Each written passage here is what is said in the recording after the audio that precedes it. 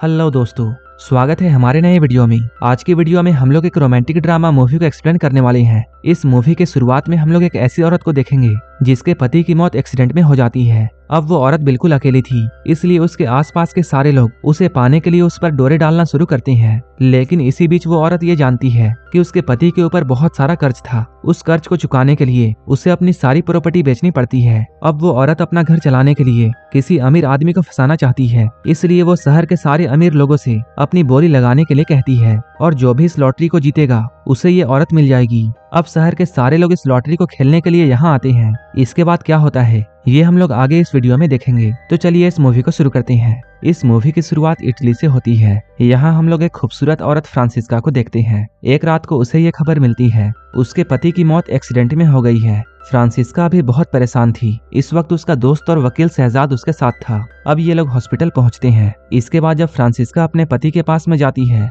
तब वो उसके लाश को देखकर बहुत टूट जाती है। फ्रांसिस्का की एक छोटी सी बेटी है जिसका नाम जूलिया है। वो अपने आप को और अपनी बेटी को संभालने की कोशिश करती है, लेकिन यहाँ मौजूद कई लोग फ्रांसिस्का के अकेलेपन का फायदा उठाना चाहते थे। इधर फ्रांसिस्का के पिता उसे और जूलिया को अपने साथ ले जाना चाहते हैं, लेकिन फ्रांसिस्का उनके साथ जाने से इनकार कर देती है। वो यहाँ आकर फ्रांसिस्का से पैसों की कुछ मदद लेते हैं, क्योंकि फ्रांसिस्का अभी बहुत अमीर थी। लेकिन उन्हें ये बात पता नहीं थी कि फ्रांसिस्का के साथ आगे क्या होने वाला है। शहजाद जो कि उसका वकील है, वो फ्रांसिस्का को एक दिन बताता है तुम्हारा पति सिर्फ पैसों का दिखावा करता था, वो तो कर्ज में डूबा हुआ था और उसका कर्ज करोड़ों में था, जो कि अब फ्रांसिस्का के सर में आ गया था। उसके पति के नाम से जो लाइफ इंश्योरेंस था वो भी 6 महीने पहले बंद करवा दिया गया था। वकील का ये कहना था उसे ये सारा कर्ज चुकाने के लिए अपना घर छोड़कर सभी कुछ बेचना होगा। इन सभी चीजों को बेचकर वो कर्ज तो चुका लेगी, लेकिन अब भी उसे घर चलाने के लिए बहुत सारे पैसों की जरूरत है। फ्रांसिस्का अपने दोस्त क्रिस्टीना से मिलने के लिए जाती है, जो कि उसे नौकरी पर रखने के लिए तैयार हो जाती है। अब फ्रांसिस्का क्रिस्टीना की दुकान में काम करने लगती है। इन दुकानों में खरीदारी करने के लिए फ्रांसिस्का कई बार आया करती थी, लेकिन आज इन्हीं दुकानों में वो काम कर रही है और ये बात उसके दोस्तों को अच्छी नहीं लगती है। एक दिन उस दुकान का मैनेजर फ्रांसिस्का को अकेले देखकर उसकी इज्जत लूटने की कोशिश करता है। फ्रांसिस्का को इस बात से बहुत गुस्सा आता है और वो इस नौकरी को छोड़ देती है। अब मजबूरी में उसे अपनी यॉट भी बेचनी पड़ती है। उस यॉट को शहजाद ने ही खरीदा था। जैसे जैसे फ्रांसिस्का के पास पैसे खत्म होते गए वो घर के सामानों को बेचती गई। उसकी हालत को देखकर सभी लोग उस पर तरस खाते थे, लेकिन कोई भी उसकी मदद नहीं कर रहा था। एक दिन फ्रांसिस्का ये फैसला करती है कि वो अपने कपड़ों और गहनों का नीलामी करेगी और इस नीलामी की तैयारी शुरू की जाती है। यहाँ बहुत से अमीर लोग आए थे जो कि इस नीलामी में हिस्सा लेना चाहते हैं। फ्रांसिस्का यहाँ अपना सारा कुछ बेच देती है। एक बहुत ही अमीर आदमी फ्रांसिस्का से मिलने के लिए आता है। इसके बाद वो आदमी फ्रांसिस्का को अपने साथ रेस्टोरेंट ले गया। शहजाद ने उस आदमी को यहाँ भेजा था। वो आदमी फ्रांसिस्का से यहाँ ये कहता है वो बहुत अकेला है, उसके बच्चे और पत्नी रोम में है। वो चाहता है कि फ्रांसिस्का उसके साथ अफेयर में आ जाए, जिसके बदले में वो हर महीने फ्रांसिस्का को बहुत सारे पैसे देगा। यही बात उसने शहजाद से भी कही थी, लेकिन फ्रांसिस्का उस आदमी की शर्तों को नहीं मानती है और वो उसके ऑफर को ठुकराती है। फ्रांसिस्का अब जान चुकी थी कि उसे पैसों के बिना बहुत तकलीफ होने वाली है, इसलिए वो दोबारा शादी करने का फैसला करती है। एक रात फ्रांसिस्का की मुलाकात एक बहुत ही रईस आदमी से होती है। अगर इस आदमी के साथ फ्रांसिस्का रहती है तब वो अपनी लाइफ रानी की तरह गुजार सकती है, लेकिन जैसे ही फ्रांसिस्का उस आदमी के बुढ़ापे के बारे में जानती है वो तुरंत यहाँ से भाग जाती है और अपने दोस्तों के पास जाकर इस बात का बहुत मजाक उड़ाती है। फ्रांसिस्का को यहाँ यह पता चलता है कि उसके कपड़ों को उसकी दोस्त कार्ला ने ही खरीदी है। तब उसे ये एहसास होता है कि उसका कोई भी अपना नहीं है। अब फ्रांसिस्का कार्ला से बदला लेना चाहती है, इसलिए वो कार्ला के पति सैंड्रो को अपने घर बुलाती है और वो उसके साथ अपना अफेयर शुरू करती है। वो सैंड्रो को अपनी बातों में फंसाकर उससे अपने वही कपड़े मांगती है। सैंड्रो पहले तो इनकार करता है, लेकिन जब फ्रांसिस्का कहती है अगर वो उसकी बात नहीं मानता है तब वो ये सब सारा कुछ कार्ला को बता देगी। इसके बाद अगले ही दिन सैंड्रो फ्रांसिस्का के घर में वो कपड़े भिजवाता है। सैंड्रो के भेजे हुए कोट को बेचकर फ्रांसिस्का ये समझ चुकी थी कि वो अपने खूबसूरती का इस्तेमाल करके बहुत सारे पैसे कमा सकती है। धीरे धीरे वो अपने सारे कर्ज चुकाना शुरू करती है। वो उन्हीं पैसों से जूलिया की स्कूल फीस भी देती है और अपने लिए एक नई गाड़ी भी खरीदती है। एक दिन कार्ला उसके पास आती है। वो कहती है जो कोट उसे सैंड्रो ने दिया था उसके किस्तें चुकाना अभी भी बाकी है। तब फ्रांसिस्का कहती है उसने उस कोट को बेच दिया है। इस बात से कार्ला को बहुत गुस्सा आता है। वो कहती है उसके अपने पति की तरह ही फ्रांसिस्का का पति भी उसे धोखा दे रहा था। तुम्हारे पति मॉरिजियो का एक कमीला नाम की औरत से अफेयर था और जिस रात मॉरिजियो का एक्सीडेंट हुआ था वो उस रात कमीला के साथ था। अपने पति के बारे में ये सच जानकर फ्रांसिस्का बहुत अपसेट होती है। इसके बाद वो अगले ही दिन कमीला से मिलने के लिए जाती है। कमीला यहाँ उसे सब कुछ सच कहती है। वो बताती है उसने मॉरिजियो को तुम्हारे और मेरे में किसी एक को चुनने के लिए कहा था, लेकिन मॉरिजियो फ्रांसिस्का को चुनने वाला था। कमीला यहाँ फ्रांसिस्का को देखकर उसकी खूबसूरती की तारीफ करती है। अब फ्रांसिस्का के पास पैसे कमाने का जरिया नहीं था, इसलिए वो एक प्लान बनाती है। वो कहती है वो एक लॉटरी रखेगी और उस लॉटरी को जो भी जीतेगा उसे मैं मिलूंगी। इसलिए वो शहजार से ये कहती है उसे पैसों की सख्त जरूरत है और इसमें ये लॉटरी का खेल उसकी मदद कर सकता है।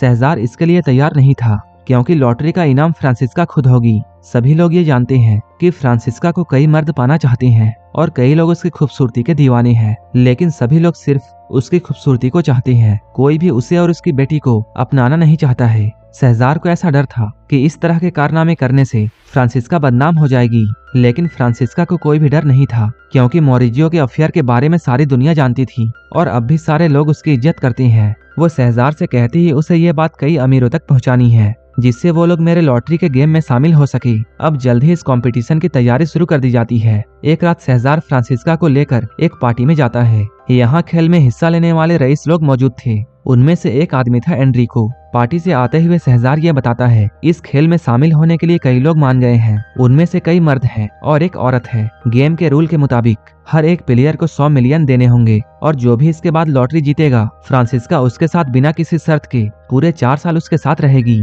इस गेम में शहजार भी पार्टिसिपेट करना चाहता था, लेकिन वो इस गेम में हिस्सा नहीं ले सकता है, क्योंकि वो खुद फ्रांसिस्का का वकील है। फ्रांसिस्का ये सब करने से बहुत खुश तो नहीं थी, लेकिन अब उसकी ये बात इतनी फैल चुकी है कि वो इस बात से पीछे नहीं हट सकती है। मॉरिजियो की माँ भी इस खबर को सुनकर खुश नहीं होती है और वो बदनामी से बचने के लिए अपनी पोती जूलिया को यहाँ से ले जाना चाहती है, लेकिन फ्रांसिस्का साफ इनकार करती है, क्योंकि जब उसे जरूरत थी तब कोई भी उसकी मदद करने के लिए आगे नहीं आया। एक दिन फ्रांसिस्का इटली के एक गांव में उस आदमी से मिलने के लिए जाती है जो कि इस गेम में हिस्सा लेना चाहता है। वो आदमी पहले तो बहुत खुश था, लेकिन जब वो ये बात जानता है कि फ्रांसिस्का ये सारा कुछ सिर्फ पैसों के लिए कर रही है, तब वो फ्रांसिस्का को बुरा भला कहकर यहाँ से भगाता है। एक दिन फ्रांसिस्का की दोस्त सेरेना उसे एक गिफ्ट भेजती है। वो इस गिफ्ट को भेजकर उसके लॉटरी वाले गेम को ताना मार रही थी। जब फ्रांसिस्का इसके बारे में उससे बातें करती है, तब सेरेना ये कहती है मेरा पति भी तुम्हें पाने के लिए इस गेम में हिस्सा ले रहा है। फ्रांसिस्का कहती है वो ये बात नहीं जानती थी, लेकिन सेरेना उसकी कोई भी बातों को नहीं सुनती है। इसके बाद फ्रांसिस्का तुरंत सेरेना के पति के पास जाती है और वो उससे कहती है तुम्हें इस कंपटीशन से पीछे हटना होगा, क्योंकि फ्रांसिस्का अपने दोस्त को धोखा देना नहीं चाहती है। सेरेना का पति गुस्तावो यहाँ फ्रांसिस्का से ये कहता है इस गेम में जो भी लोग पार्टिसिपेट कर रहे हैं वो सभी लोग तुम्हारे पति के दोस्त हैं। ये सुनकर फ्रांसिस्का बहुत हैरान थी। एक दिन फ्रांसिस्का को ये पता चलता है इस कंपटीशन में मॉरिजियो की गर्लफ्रेंड कमीला ने भी हिस्सा लिया है। तब वो परेशान होकर शहजार से ये कहती है अब उसे सभी के पैसे लौटाने होंगे और इस लॉटरी के खेल को हमेशा के लिए बंद करना होगा। फ्रांसिस्का को अपनी गलती का एहसास हो गया था। उसे ये सब करके अब बहुत बुरा लग रहा था। शहजार उससे कहता है अब बहुत देर हो चुकी है, अब उसे इस खेल को बंद करने के लिए शहजार को चुनना होगा। फ्रांसिस्का ऐसा करने के लिए मान जाती है, क्योंकि वो सभी लोगों में शहजार पर सबसे ज्यादा भरोसा करती है। लेकिन तभी फ्रांसिस्का को यह पता चलता है कि शहजार भी औरों की तरह है और उसका भी अफेयर कहीं चल रहा है। इसके बाद वो गुस्सा होकर इस घर से निकलती है। फ्रांसिस्का अभी बहुत परेशान थी, लेकिन तभी फ्रांसिस्का के गाड़ी के आगे एक आदमी आ जाता है जो कि बेहोशी की हालत में भी फ्रांसिस्का से बहुत अच्छे से बात कर रहा था। उसकी मीठी बातों को सुनकर फ्रांसिस्का उसे अपने घर ले जाती है। अब फ्रांसिस्का एंटोनियो का ख्याल रखती है। एंटोनियो फ्रांसिस्का की खूबसूरती को देखकर उसे बहुत पसंद करने लगा है। वो इस घर से जाना नहीं चाहता है और इस घर में रहने के लिए बहाने ढूंढता है। फ्रांसिस्का भी उसके इरादों को समझ जाती है। वो भी अब इस रिलेशनशिप को आगे बढ़ाना चाहती है, क्योंकि वो भी एंटोनियो को पसंद करने लगी है। अब ये दोनों एक दूसरे के साथ वक्त बिताने लगते हैं। फ्रांसिस्का अब अपने परेशानियों को भूलकर बहुत खुश है। एंटोनियो भी उसका भरपूर साथ दे रहा था। एंटोनियो फ्रांसिस्का से ये कह देता है कि वो अपनी बाकी की सारी जिंदगी फ्रांसिस्का के साथ बिताना चाहता है, लेकिन फ्रांसिस्का उसके साथ डेट पर जाने से इनकार कर देती है। लेकिन इनकार करने के बाद भी वो हर वक्त एंटोनियो के बारे में ही सोच रही थी। एक बार जब फ्रांसिस्का उस अमीर आदमी एनरिको के साथ में बाहर होती है, तभी यहाँ पर एंटोनियो आ जाता है। एंटोनियो यहाँ आकर एनरिको के सामने ये कहता है वो और फ्रांसिस्का एक दूसरे से प्यार करते हैं। ये सुनकर एनरिको को बहुत गुस्सा आता है। फ्रांसिस्का उसे यहाँ से भगाने की कोशिश करती है, लेकिन एंटोनियो ने बात को और बिगाड़ दी। इन लोगों की बहस इतनी बढ़ जाती है कि एनरिको एंटोनियो को पीटता है और उसे पीट कर यहाँ से चला जाता है। इतना सब होने के बाद भी एंटोनियो फ्रांसिस्का के पीछे पड़ा हुआ था। फ्रांसिस्का उससे दूर जाना तो चाहती थी, लेकिन वो कामयाब नहीं हो पाती है। अब इन दोनों का अफेयर शुरू हो जाता है,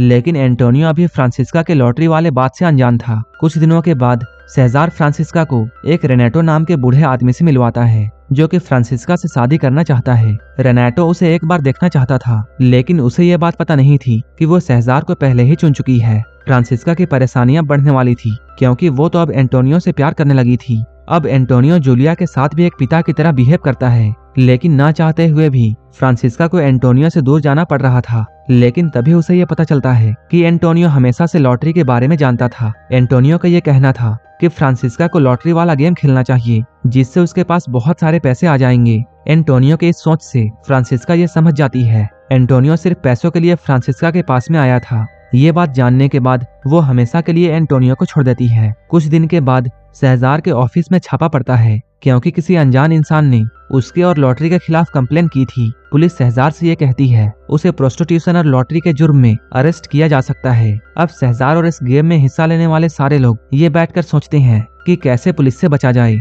शहजार यहाँ फ्रांसिस्का से ये कहता है उसे पुलिस के पास जाकर ये कहना होगा कि यहाँ कोई भी लॉटरी नहीं खेला जा रहा था। लेकिन जब फ्रांसिस्का को पूछताछ के लिए बुलाया जाता है, तब वो अपने बयान में ये कहती है कि लॉटरी का खेल सचमुच खेला जा रहा था और इनाम के तौर पर एक यॉट दी जा रही है, जो कि फ्रांसिस्का ने शहजार को बेची थी। इसलिए उसे अब लॉटरी का सच छुपाने की कोई जरूरत नहीं है। शहजार का भेजा हुआ वकील फ्रांसिस्का के इस बयान को सुनकर बहुत हैरान था। अब सभी के सभी लोग जो कि इस गेम में हिस्सा लेना चाहते थे, उन सभी के उम्मीदों पर पानी फिर जाता है। लेकिन पुलिस के वजह से कोई भी कुछ नहीं कह पाता है। फ्रांसिस्का के एक झूठ ने उन सभी को बचा लिया, क्योंकि वो इस लॉटरी का इनाम खुद के जगह में यॉट को बताती है और इस लॉटरी के जरिए अब फ्रांसिस्का को करोड़ों मिल गए थे। अब लॉटरी का खेल भी खत्म हो जाता है। पुलिस को भेजे हुए कंप्लेन के वजह से फ्रांसिस्का बदनामी से बच जाती है और ये करोड़ों के पैसे लेकर फ्रांसिस्का इस देश को छोड़कर जाने लगती है। लेकिन ये बात कोई नहीं जानता था कि पुलिस को लॉटरी के बारे में बताने वाला कोई और नहीं बल्कि फ्रांसिस्का थी। ये मूवी यहीं पर खत्म हो जाती है।